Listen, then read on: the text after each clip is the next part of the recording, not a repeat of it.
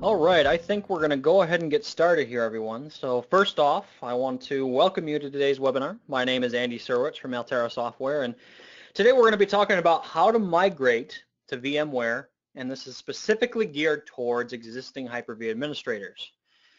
So this is it's what I would call something of a contentious topic. You know, I found during my years of experience that people's chosen hypervisor is, people get really passionate about their chosen hypervisor. So, this webinar is not intended to be a bashing session on any particular webinar. What I found over the last couple of years especially is that a lot of administrators are finding themselves in a situation where they have to support both hypervisors in their environment. That could be because of some sort of company acquisition, or maybe their IT department has made a decision to transition to a different hypervisor. Maybe you're an MSP or some sort of service provider that you have to support both platforms, and you could very well find yourself in a situation where you need to move from one to the other. Now, last month we did basically the same webinar, only we did it from the standpoint of how to migrate to Hyper-V from VMware. Well, we figured that we should do it the other way as well, and that's why we put on the webinar today. So this webinar is really designed to, one, give you a good foundational introduction to the vSphere platform. What are the major components? What's the high-level architecture look like? What are the management tools in play? And finally, how do you get your workloads there? How do you move your existing either physical machines or your Hyper-V VMs? How do you move them into virtual machines on top of the vSphere platform? And that's really what we're going to cover today. Quick note about the management tools. I'm going to be demoing some of the management tools later. We're going to talk about some of them. There's way too much content in just the management tools to cover all of it in each little individual piece. But what I'm going to do is I'm going to make sure that I cover each of the major highlights. Like I said, that way you have a good foundational understanding of how to get started and where certain things are. And I'll be sure to point out the differences between Hyper-V and the relevant components inside of vSphere. So let's talk about our agenda. So first off, we're going to do some introductions of myself, of Altaro, the sponsor. I'm going to talk about vSphere architecture from a high level. What does it look like? I'm going to talk about the key differences. Then we're going to get into management tools and some management tool demos, like I said. We'll show you the major components, the major pieces that you need to be aware of there. Then we're going to talk about the vSphere Converter Standalone. That is your primary tool that you're going to be using when you're migrating workloads into vSphere. And then finally, we'll wrap up with some Q&A at the end. So one thing I want to mention about the Q&A, feel free to use the questions form inside of GoToWebinar here to ask your questions as you think of them while I'm doing my spiel. I've got a buddy of mine on the webinar today. His name's Luke Oriana. He's a fellow blogger of ours over at the Altaro VMware and Hyper-V blogs. He's going to be on the line. He's going to answer the questions that he can answer for us, and he's just kind of going to be helping us on the sidelines. So thanks, Luke, for helping us out today. And then the questions that he isn't able to get to, or we'll be covering those during the Q&A session at the end of the webinar as well. One other thing on the Q&A, a lot of times we don't have enough time to get through all the questions. It's very common in our webinars. So what we always do is we do a follow-up blog post out on the, this one will be out on our Hyper-V blog. And basically that follow-up post will include a recording of today's webinar. It'll include a link to where you can download the slide deck and get all these slides that I'm about to show you. And it'll include a full list of the questions and the answers, even the ones that we don't cover during the Q&A today. So if you ask a question, you don't get the answer for it, be sure to check that follow-up post later on that will have your question and answer. So again, my name is Andy Syrewicze. I'm a technical evangelist for Altaro Software, the sponsor of today's webinar. And I'm also a Microsoft Cloud and Data Center Management MVP. Before that, I was just a Hyper-V MVP. The Hyper-V group kind of got pulled up into this Cloud and Data Center Management group. Again, technical evangelist for Altaro Software. I've been doing this I've been in IT for 14, 15 years now, working across several industry verticals, different size businesses from the SMB all the way up to the huge mega enterprise. So my main focuses have always been in virtualization, cloud services, the Microsoft server stack with an emphasis on Hyper-V and VMware. So a common thing that I always get asked, my bio here, I have Hyper-V plastered all over it, Yes, I like Hyper-V. I work with Hyper-V a lot, but I like VMware too, and I work with VMware a lot. Before I came on board with Altaro, I worked for a managed services provider that provided private hosted clouds for their customers. And it was a pretty big infrastructure, a lot of customers on board, and that infrastructure was based around VMware technologies. So it was my responsibility to keep track and maintain and take care of that infrastructure. So I've been around VMware for a lot of years. Cut my teeth on ESX3 and 3.5, which seem really old now, but I like both platforms. I think both platforms have merit. They're both solid platforms. And when people ask me, well, what is your preferred one? It's tough for me to answer that, because really the answer I always give is, at the end of the day, it just depends on whose ecosystem you want to be in. That's really what it comes down to. They're both capable hypervisors, and it just comes down to personal preference. So if we have any Twitter folks on the line that like to use Twitter, I'm very active on Twitter. My handle is @asyrewicze right there towards the bottom, and I blog quite regularly out on Altaro's blogs, altaro.com/hyper-v and /VMware, respectively. To talk about the sponsor again today, a little bit about them. My employer is Altaro Software. We're a fast-growing developer of some pretty awesome backup software designed specifically for the SMB, mid-market, and MSPs. We're trusted by 30,000 customers and 6,000 partners and MSPs worldwide, and that flagship product is Altaro VM Backup. If you're interested in more information regarding that product, you can go out to altaro.com/VM-backup for more information. So whenever I give a talk like this, I always like to set some expectations first. I've talked to this a little bit already, in that when it comes to IT pros' chosen hypervisors, they tend to get really passionate about their chosen hypervisor. And I just want to say up front, this course, this webinar is not designed to be a bashing session. I'm not going to be saying things like, VMware is so much better because of X, Y, and Z, and Hyper-V is so much better because A, B, and C, and I'm not going to be doing things like that. This is an objective look at how to move from one platform to the other, because like I said earlier, a lot of IT pros are finding themselves in that situation. And like I said, I like both platforms. They are both perform very well, and it just depends whose ecosystem you want to be in. So I always like to set that expectation first, that this is not a bashing session, just an objective look. So the first thing we're going to do is we're going to do a crash course on VMware. Again, we're going to cover the core components, the core pieces that you need to be aware of to get started in that platform. And I'm going to do it from the perspective of a Hyper-V administrator, and I'll be sure to point out the key differences and which components correlate with the same components on the Hyper-V side, to give you a better idea of what these particular vSphere features do. So let's talk about high-level architecture first, because on the Hyper-V side, you know that you've got Hyper-V is just an installable role. You install it on your Windows server to host up virtual machines, and if you want HA and clustering, you have to install the failover clustering feature and configure it and get it going. You're very familiar with that process if you've been a Hyper-V administrator for a while. But what does it look like on the VMware side? What you're going to find here is it looks very similar, but there is, one or two differences.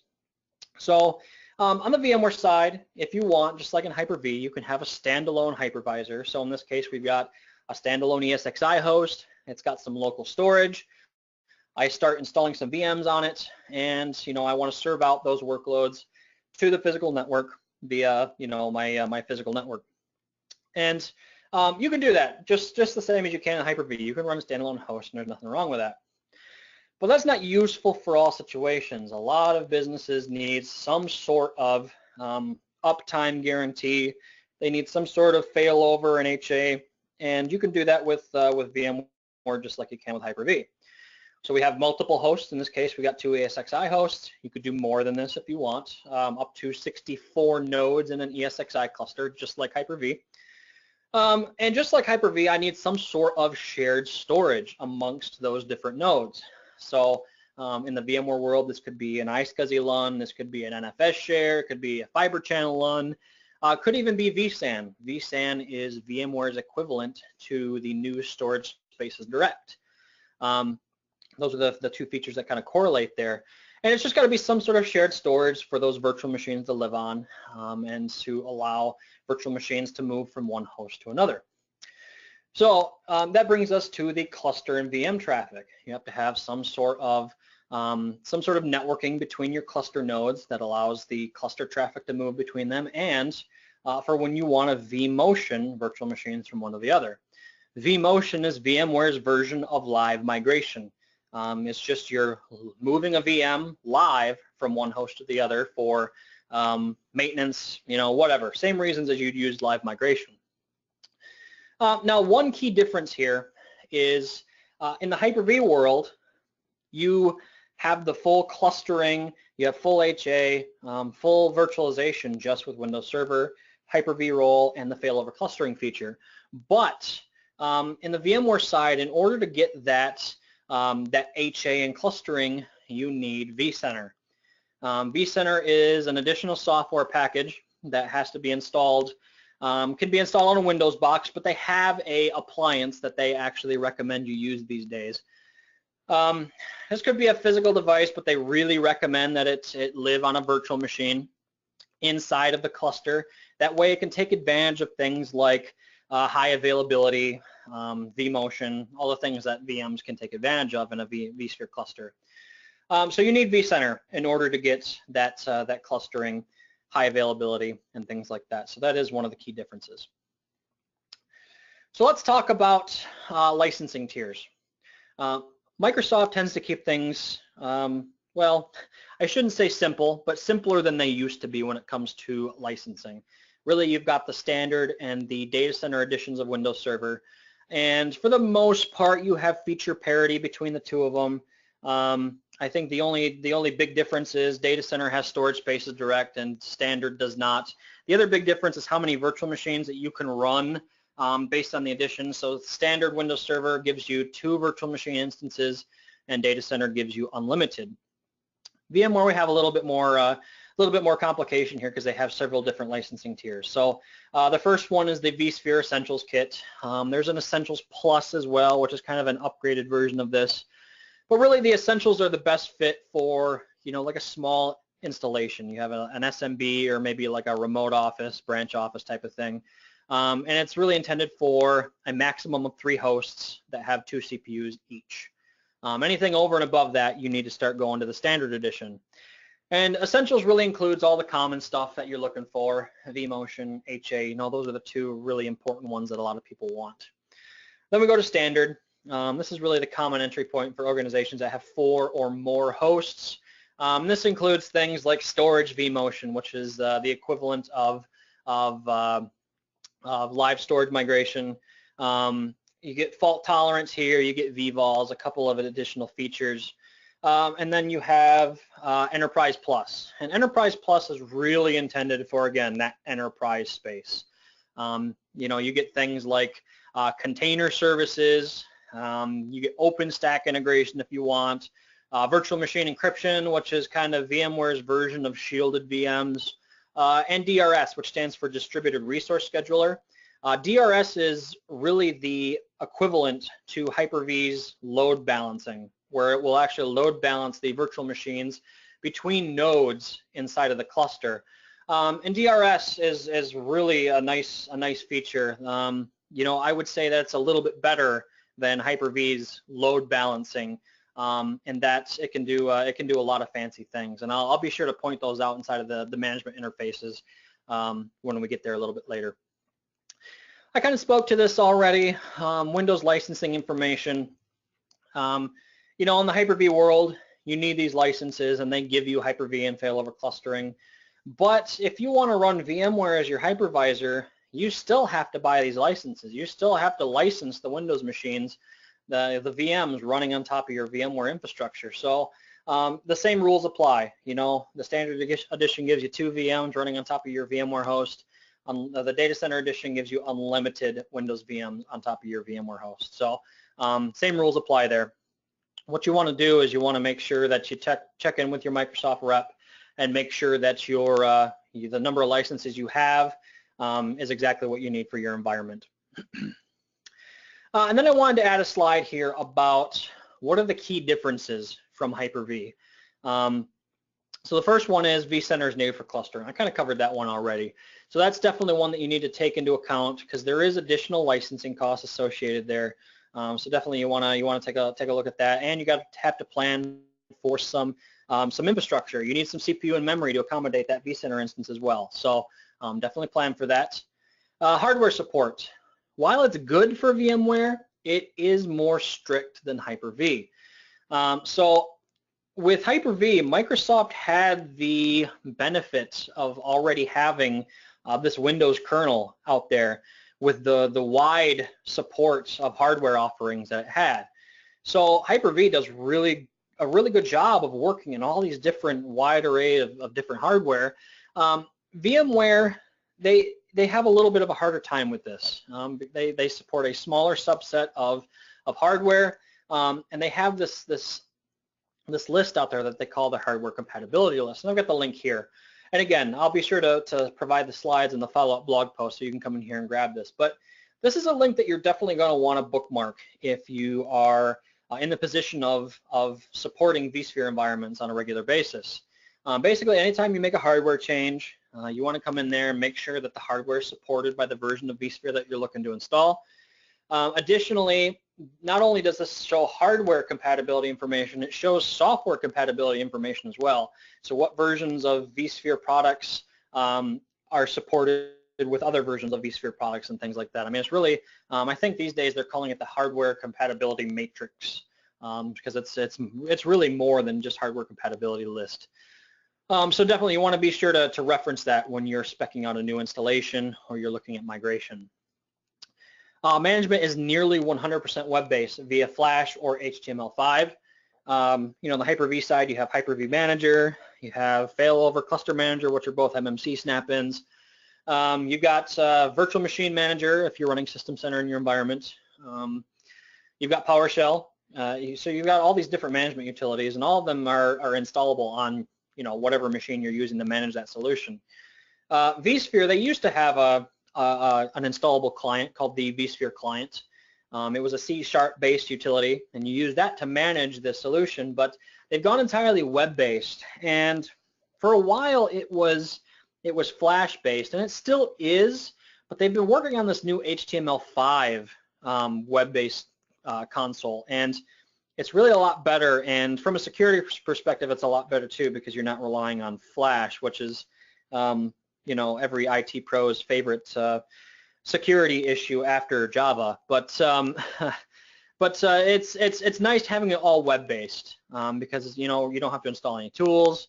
You just open a web page and away you go. Some features are at a cluster level as opposed to a per VM level. The big one here is HA. I always like to point this one out.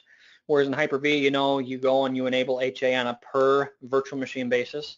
In the VMware world, it's per cluster. So you enable it on the cluster layer, and every virtual machine inside of that cluster is enabled for HA at that point. So just something to be aware of. And you are unable to install anything on the host directly. While it's not recommended, I've seen a lot of people install software directly on the Hyper-V hosts. And Microsoft supports that in the instance that software that's installed at the host layer is actually used in the support of the virtualization solution, such as backup software is the example I always give. But I see a lot of people install third-party software, all kinds of different stuff on the host layer. If you're doing something like that and you need to be able to do that once you move to VMware, you're not going to be able to install it on the host. VMware provides their own operating system essentially for their hypervisor, and it's not Windows-based. So you're not going to be able to install those applications at the host level. You will have to make a new virtual machine and install that software inside of a VM. So just something to plan on there. And then finally, we've got the commonly asked for config maximums. I usually try not to talk about these during these talks because it always turns into this, well, Hyper-V can do this many more vCPUs, or VMware can do this much memory, and it always turns into this boxing match, you know. But I mean, the reality is that the maximums for both platforms are so insanely high that most of us are never going to be supporting hardware of that size. I mean, these maximums really are like for, you know, the Amazons and the Ciscos and the huge mega enterprises of the world. But these are some common ones, you know, 128 vCPUs per VM, 6 terabytes of memory per VM, 62 terabyte VMDK capacity.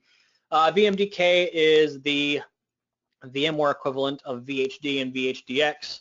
It's just VMware's virtual hard disk file extension. You can do just over 1,000 VMs per host, assuming the host has enough resources to handle that. And you can do 64 physical nodes per vSphere cluster, just like Hyper-V. So let's talk about management tools. So it's a bit different than Hyper-V. And I will say that this is an area where I feel like VMware does a little bit better job. You know, we've always had all these different disparate management tools on the Hyper-V side. VMware's done a really good job of always having kind of this one tool that you go to. And I say 3 different management tools here, and that's really because depending on what you're managing, you access it a little bit different way, but generally it's pretty similar between all 3 here. So the first you have is the vSphere host client, just a web-based interface, and it's primarily used for managing a single standalone host. Then you have vCenter, which again, just a web interface. You point your web browser at the vCenter server, and it's used for managing clusters of all sizes, from 2 hosts all the way up to hundreds and hundreds of hosts. Whereas on the Hyper-V side, you know, you talk about cluster manager. I usually say cluster manager can't really be used to manage any more than 40 hosts is kind of the cutoff I've been going with lately. Anything over and above that, now you're talking about System Center, getting a virtual machine manager in there. So you've got all these different disparate tools on the Hyper-V side. PowerCLI. VMware provides their own PowerShell module, which you can use to use, you know, for things like scripting and automation. I'm going to show you a great demo here shortly on using that. And then if you are in an environment where you're managing both for an extended period of time, and if you do have System Center VMM in your environment, you can use that to manage vSphere as well. You can actually add in the vCenter server into VMM, and you can do some basic management tasks all from that one interface, which is kind of nice. So let's do a quick demo of some management tools. So let me exit the slideshow here. The first thing I wanted to show you is this interface here. So when you install ESXi, which is vSphere's hypervisor, onto a server, this is the view you're going to get. This is all you're going to see on the console. Very, very slimmed down UI here. And basically the only thing you're going to use this for is setting passwords on the host itself and configuring the management IP address. So you can see here, you know, the host name, IP address, and you got a couple of controls down here at the bottom. If I want to, I don't want to exit. This is the baseboard management controller on that particular host, and looks like it might have timed out on me. But normally you'd be able to hit F2, log in as root, and you just have some basic text menus that you can work through to set the IP address and things like that. There's not a whole lot to do on the host itself. Once you've got that all configured, you can come over here, and this is the host client. This is that interface that you're going to use for managing standalone hosts. And by default on standalone ESXi hosts, you're going to log in with root or some other username and password that you create. So let me see if I can do this without fat fingering my password. There we go. And as you can see, it's a real nice, clean web UI with a lot of information readily available here. So I can see my host name, I can see versions, what's the state of the machine, how much uptime, you know, some basic resource metrics here on the right. What you're going to see throughout this host UI here during my demo, you're going to see several mentions of this, about it being managed by a vCenter server. If this was truly a standalone host, you wouldn't see these, but being this particular host is being managed by a vCenter instance, it's going to let us know several times throughout the UI. The other thing we can see here is, hardware information, basic configuration information, performance summary for the last hour. So you can see here that, my memory has been pretty much spot on for the last hour, while my CPU has not been doing a whole lot, but it's been moving up and down. So that's kind of a nice place to get some basic performance information. We can see storage and the different networks that we have configured on this particular host. There's a number of different areas that you can go through here to manage the host itself. We've got things like swap settings for it, time and date, different hardware devices that we can look at, software packages. Licensing is where you'd go to actually put in your license key. One area that I always like to point out here is services. There are some times with vSphere where you need to remote in to a host via the command line. You do that using the SSH protocol, but by default, SSH is disabled on ESXi. If you ever need to do that, you got to come in here and you actually have to start this service, log in, do your work, log out once you're done, come back in here and turn that service off. Because from a security perspective, it's best practice to leave it off when you're not using it. Speaking of security, we got a number of different things that you can configure over here in security and users. You can join a domain, so you can have Active Directory authentication. You can set up certificates if you want, all kinds of different stuff in here. Configure roles. If you have multiple technicians logging into this host, you don't want all of them to have the same rights, you can come in here and make some changes. All kinds of different stuff. The next area that I really want to point out here is the virtual machines view. So here we can see all the different virtual machines that are running on the host. Green arrow means that they're running. These two are turned off. But really, just like the Hyper-V side, you can right-click these and you come down to Edit Settings. And here we get that very familiar resource view for the virtual machine and all the different settings that are associated with this particular VM. So, we see CPU, hard disk, memory. Again, if I click this little warning box, it tells me, hey, this host resources are being managed by vCenter. Again, I said you'll see this several times throughout my demo because this host is attached to a vCenter instance. But you can modify these settings if you want. A number of different things down here, SCSI controllers. Just like editing a virtual machine inside of Hyper-V, you're very familiar and used to seeing a lot of these settings. The other thing I like to point out is down here in the VM options under boot, you got this forced BIOS set up. There are some rare instances where you need to boot a VM to an ISO after it's been built. You can come in here and you actually force the machine to boot into BIOS, so you can change that boot order if you need to.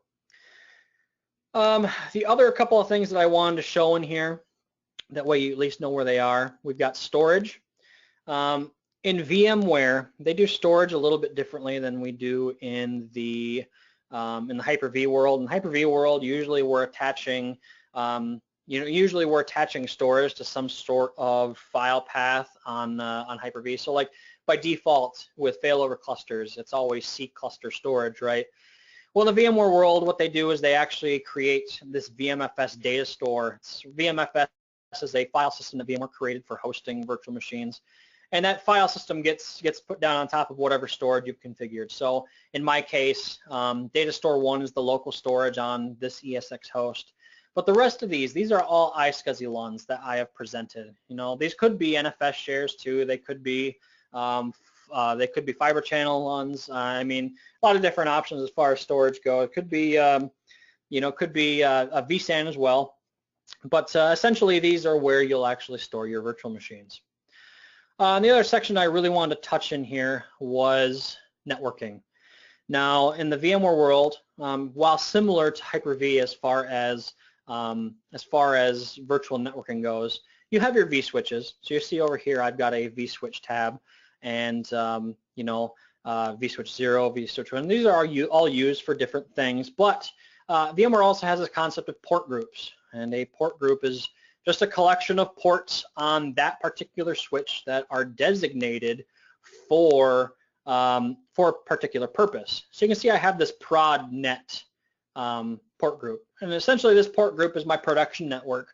And you can see here, if you drill down into that port group, Now you can see the association. It gives you this nice logical topology of what that particular virtual networking looks like. And I can see, in the middle here, I've got that vSwitch. So this is associated with vSwitch 0. Here we've got 4 virtual machines currently associated with this port group, and here are the ports, if you will, and it passes through to these 2 virtual NICs, these physical NICs that are teamed, and this is how these VMs get out to the physical network. So it really gives you kind of a nice view as to how it's really laid out. I mean, it puts it in a form that makes it easy for us humans to look at it and say, I get how that's working. I get why that, how that's put together. So, and again, each of these sections here, you can drill down into monitoring, get a little bit more information on the particular section, but really from a high-level overview perspective, this is kind of what you're going to use for managing a single host. Now, if I need to manage multiple hosts, 200, 2,000, whatever, then we've got vCenter. And vCenter, you come in here and you connect to your web browser to the host name of the vCenter server /UI. What this does, it'll get you to the HTML5 client. Now, I mentioned that there's still a Flash client in play, and the Flash client is still what they would call the production official way of doing it still, but they're putting all their active development behind this console you see right here. Everything is slowly getting moved into this HTML5 console, so I would highly recommend you get used to this console right out of the gate, because eventually that Flash console is going to go away. If you want to get to that Flash console, it's the host name of the vCenter server /vSphere-client instead of UI. But I wanted to show you this client today because it is the new emerging up-and-coming management tool, and it is far more secure, and it's actually quite a bit quicker too. The responsiveness is a lot better than the Flash version, and I just personally like it a lot better myself as well.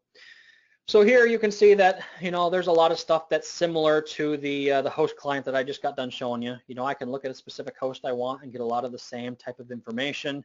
But you also see that we've got, here's my vCenter instance here at the top. Here's my data center. So this particular cluster is in the city of Jenison where I live.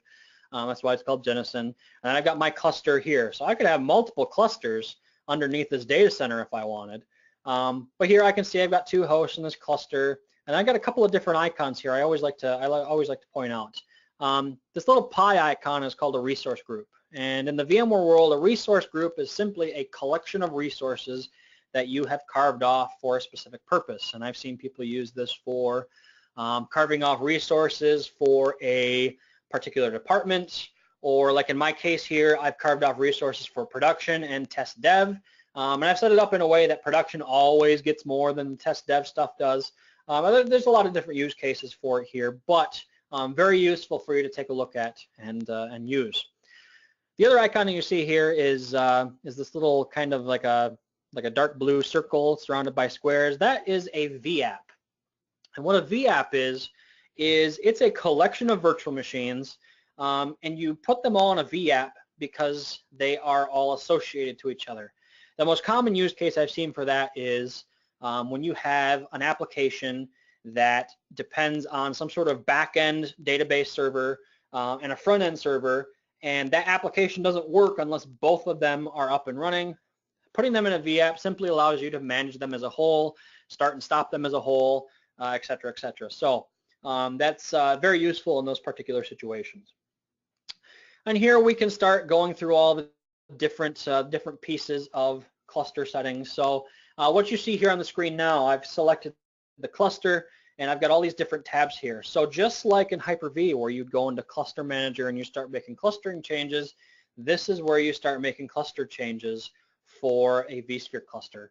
So I come in here, I can click Configure, and now I have all my different cluster settings. DRS, which I mentioned earlier, that load balancing mechanism between hosts, you can control that here. You see I've got it set to fully automated. High availability.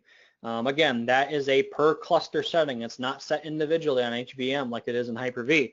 You can control how that functions here. And you just kind of go through the list. VMware EVC. What I always like to point out here with EVC, this is the equivalent of CPU compatibility in Hyper-V. This is another one of those features that is set on a per cluster level and not a per virtual machine level. So both of my hosts in this particular cluster are exactly the same, so I have no need for it. But if you have hosts that have slightly different hardware sets, you need to move virtual machines between them, you want to come in here and enable EVC so that you can do that. Now, one other thing I want to mention, just like on the Hyper-V side, this doesn't work very well if you're going between radically different CPU types. So this will not work if you've got one host with an Intel CPU and another host with an AMD CPU. That's not going to work. So they have to be relatively similar. And that hardware compatibility list that I showed you earlier, that will actually show you which different CPU versions will work in an EVC cluster together. So if that describes something that you're working with, that's definitely something you want to take a look at. In the sake of time, I'm not going to go through every little section. I could do a whole webinar just on vSphere clustering, but I wanted to point out the key areas. That way you at least know where to look. You can start doing some testing, and you can start getting comfortable managing the solution as opposed to Hyper-V. Now, the other thing that I mentioned earlier was PowerCLI. Now, the other two management utilities are really great, when you're manually doing things, you're working on a project. But I find that a lot of administrators these days are having to do more with less. IT staffs are shrinking, but they're being asked to do more and more than they ever have been before. So a lot of places are turning to automation and scripting to help get things done a little bit quicker. And PowerCLI really allows you to do some very cool things with vSphere. So on my machine, this is just my Windows laptop, I have PowerCLI installed, and you can run just PowerCLI manually if you want. I have it installed, and you can actually run this app, and it will give you kind of that interactive, type a command, go, type another command, go, type of window. But that's more of like a manual process, right? But if I'm actually doing some scripting, I want to come in here to PowerShell ISE and actually do some scripting. And you can actually run these PowerCLI, these VMware commands inside of regular PowerShell. You just have to import the modules first. So I'm doing here this top line, number 4, I'm doing get module, get all the available VMware modules, and then I'm piping them to import modules. So let's do that real quick. And that's done. Now let's say I want to look at all the different VMware related commandlets inside of this PowerShell module. And look, I've got just a ton of them. Restart VM guest, remove DRS rule, just all kinds of different stuff. So there's definitely a lot that you can do with PowerCLI. So before we can run any of those commands, though, we have to first connect to either an ESXi host or a vCenter instance. And I can do that with this connect VI server, and I designate the server parameter and the name of the vCenter instance. So by default, this will use the credentials of the currently logged in user, which my user account has access to that vCenter instance. If you're not in that situation, you can pass a -credential commandlet here to put in custom credentials if you want. Now, I connected to that earlier, so sometimes it'll take 10-15 seconds, but I connected to that earlier already, so that connection's already established. But I can see here, connected this vCenter server over this port with this user, so I know I'm connected now. So let's take a look at all the VMs running in that cluster. So if I issue get VM, here are all the different virtual machines running on that cluster, whether they're powered off, how many CPUs, how much memory, etc., etc. That's not a ton of information to go off of, right? So if I pipe the output of get VM to select object, and the star tells select object, give me everything you have for the output. If I run that, I get all kinds of different information, and this is returning that information for every single virtual machine, which may not be useful, right? Maybe we're looking at just a specific VM. So if I go down here, let's say we want to look at this particular virtual machine. We're trying to get information on this VM. I'm going to store the name of that VM inside of this variable, and then I'm going to git VM. We're basically running that git VM command again, but I'm targeting that VM specifically. And here I got all that optional information specifically for that virtual machine. I can see that's powered on. You know, here's the guest ID, how many CPUs, memory, hard disks, you know, used space, IDs, resource pools, all kinds of different information having to do with that VM. So let's actually do something with this VM. Let's say I want to stop this machine. So what I'm going to do is I'm going to capture the name of that VM here again, and I'm going to pipe it to stop VM guest. Now I could just do stop VM, but that's the equivalent of hitting the power button on the machine. Stop VM guest actually shuts down the guest operating system of the VM. So if we run that, it's going to ask me to verify, yes, I want to shut down that machine. And if we go look here in a couple of minutes, that machine will be turned off. For now, I'm going to continue on in the sake of time. So what I'm going to do last here is you can start doing some really fancy stuff with this scripting and automation with PowerCLI. Let's say I want to deploy a new virtual machine using a VMware template. So let's say I've already created a template inside of vSphere. I want to deploy that template using settings that are contained inside of this customization specification. vSphere allows you to create what's called a customization specification. It includes you know, a lot of the sysprep type of information that you do on the Windows side. It includes things like your license key and things like that. It allows you to customize the VM as part of the deployment process.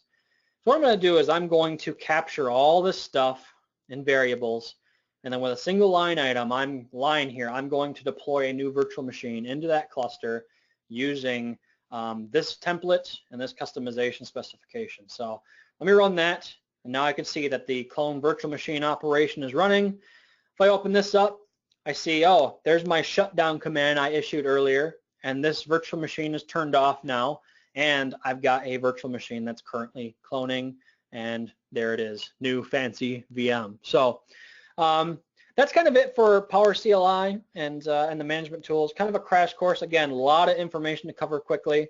The other thing I wanted to point out here, if I go back to the slide deck, I got to switch that around real quick. If you're interested in more PowerCLI information, I've got a great script out on our VMware blog, altaro.com/VMware. The link's down there on the right. Again, you get a copy of the slide deck in our follow-up post.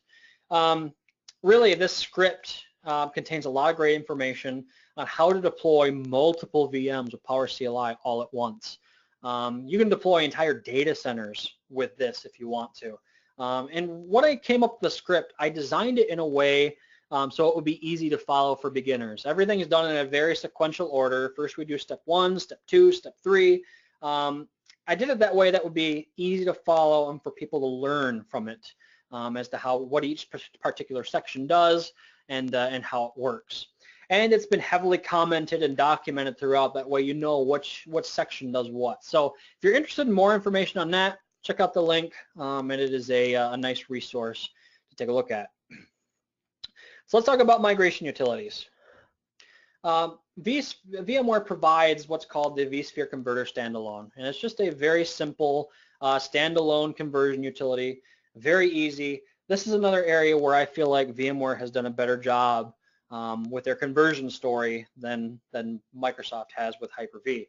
Microsoft, you have all kinds of different tools, some that work, some that are deprecated now.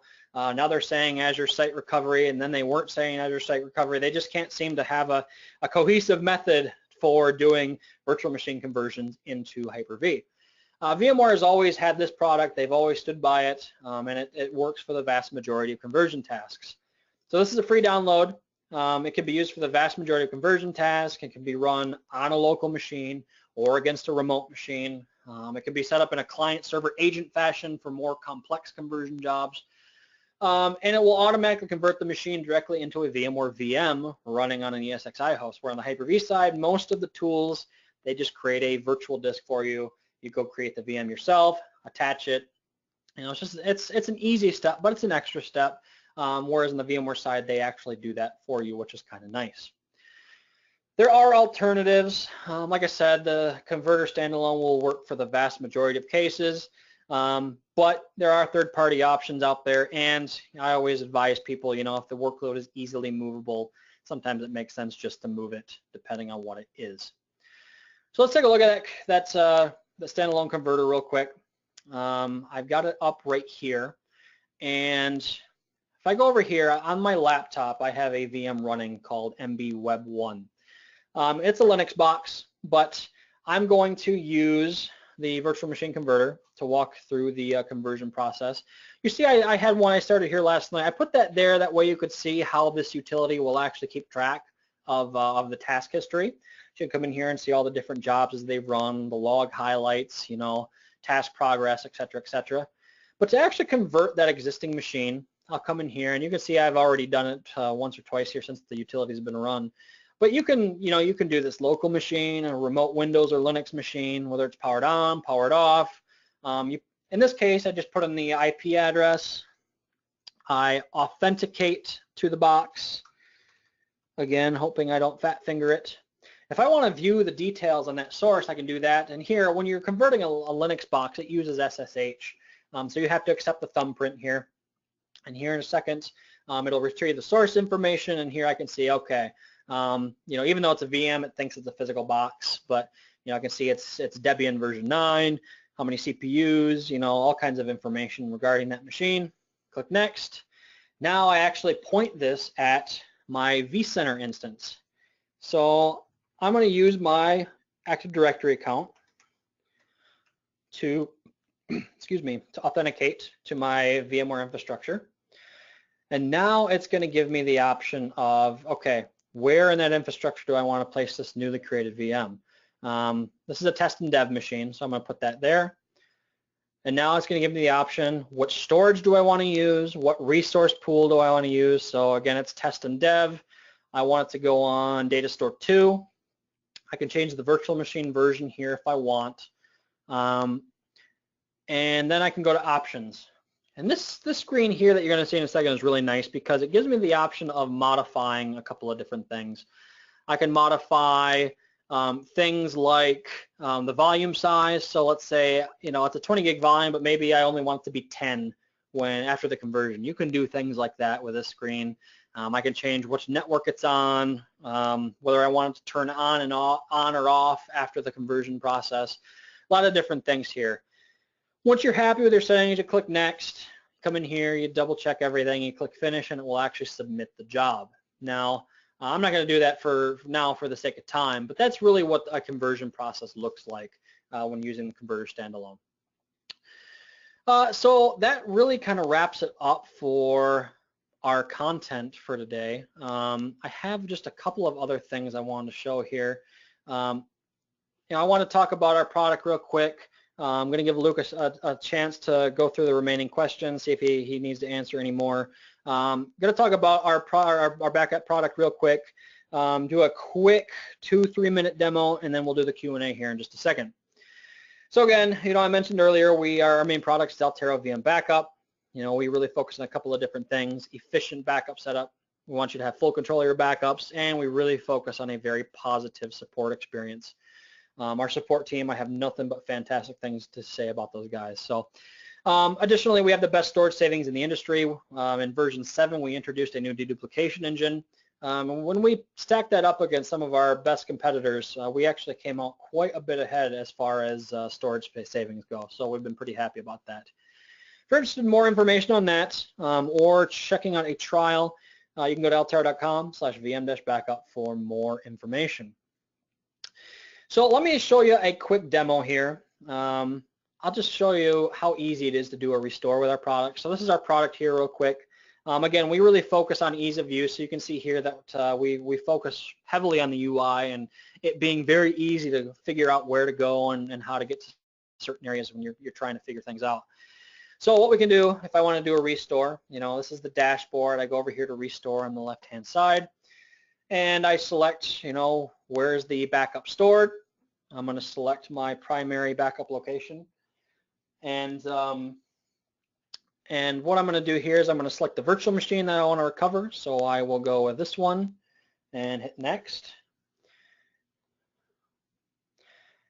And what it's going to do, it's going to scan all the different backups that are associated with that particular machine. And now I have to select, what version do I want to go to? So let's say I want to go back to Saturday, and I want to restore. This is, what's the name of the VM once it's restored? I'm just going to stick with the default. What host do I want to recover it to? Which data store do I want to recover it to? So we'll select data store 2 again, and whether or not I want the virtual NIC to be enabled or not.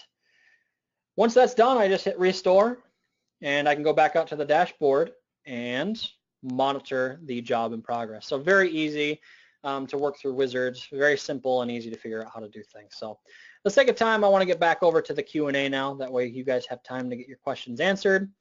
Let me hop back over here and switch that around again. And then I will go over to the Q&A. So I see some people have been asking questions as they've been going through here. If you think of any questions, be sure to use the Q&A form in GoToWebinar to go ahead and ask them. And again, if I don't get to your question today, we don't get it answered, we always do that follow-up post afterwards, so keep an eye out for that out at altaro.com/hyper-v. Or if you want to be notified for when that post is ready, you can go to altaro.com/hyper-v/sign-up as well. So let me start taking a look through the questions here. All right. One question here is, we've got a user that has talked about using the standalone converter before and having to disable certain services to make it work properly. That is correct. That's a very good point. I found over the years that when you're trying to convert a machine into a VMware VM with standalone converter, if you have any high I/O services, SQL, antivirus especially is a big offender. Sometimes you have to disable those services during the conversion job. Otherwise, it messes with the I/O of the conversion job and it fails. So sometimes you have to disable those and re-enable them once the conversion job is done. So that's it's a good point to point out. Let's see here. Looking through the question list here. I've got a user here that mentioned that when they've tried to use the standalone converter, they convert a VM to Hyper-V, try to boot the newly created VM and no OS is found. So I've run into that before. The most common situation I've run into that in is when it's a Server 2003 machine. I run into that a lot with 2003 machines. Essentially what the problem is the 2003 boot image does not have the needed drivers to access the VMware storage. So essentially what you have to do is you have to boot into recovery mode and actually inject the VMware tools storage drivers into that operating system, and then it will be able to boot. That's been the most common issue that I've run into with that. I haven't found it to be a problem with newer operating systems though. So that's definitely one to watch out for if you're converting older machines. Let's see. I have a question here. Let's see. We have was there a webinar for migrating from VMware to Hyper-V? Yes, there was a webinar on that. It's out on our VMware blog. We recorded it. So if you are interested in going the other direction, VMware to Hyper-V, we've got a recorded webinar out on our VMware blog at altaro.com/VMware. Let's see. Let's see. Are there any issues due to duplicated server instances after you've migrated from one source to another? So the user's asking, okay, I've just converted a virtual machine, but now it exists in the source and the destination. Potentially you could run into IP conflicts. But I don't know if you saw in that conversion utility, there was actually an option in the advanced settings where you could have the conversion utility turn off the source server after it's done and turn on the new server. So if you want to do that to ensure that you don't have IP conflicts, that's an option. By default, the conversion utility will leave the machines alone. It'll leave the new one, leave the old one powered on, and it'll leave that new one powered off so that you, the administrator, can manually go on and start and stop them when you're ready. So definitely that's a good observation. Good thing to keep an eye on. Let's see. I got an Altaro question here. Can Veeam and Altaro exist on the same host? They can. You just want to make sure that they're not operating during the same window. You don't want them to be doing backups at the same time. So that would be the only concern there. Let's see. A lot of people asking if the webinar has been recorded. Yes, we have recorded today's webinar, and it will be available for viewing on our follow-up post once again. And again, we can keep an eye out for that follow-up post out at altaro.com/hyper-v. Let's see where we'll be putting the follow-up post. Let's see. Another question I've got here. If we're just getting started with VMware, what resources are available to help get ramped up? That's a good question. The main thing that I find when I'm trying to learn a new technology is to actually install it and get my hands on it. VMware does have product evals just like Microsoft does. Just go out to their website. You can sign up for an eval. They vary in their links. I want to say the ESXi eval is 120 days full featured. vCenter I want to say is a little bit shorter, 90, actually I think it's 60 actually. But after the 60 days, vCenter has to be licensed or it won't work. ESXi though, they do have a free version. It doesn't have all the bells and whistles, but it will continue to work after the fact, and obviously you don't get support or anything until it's licensed. So be sure to check out those evals. The other thing is VMware has a very active community site. You can go to communities.vmware.com, I believe is the address.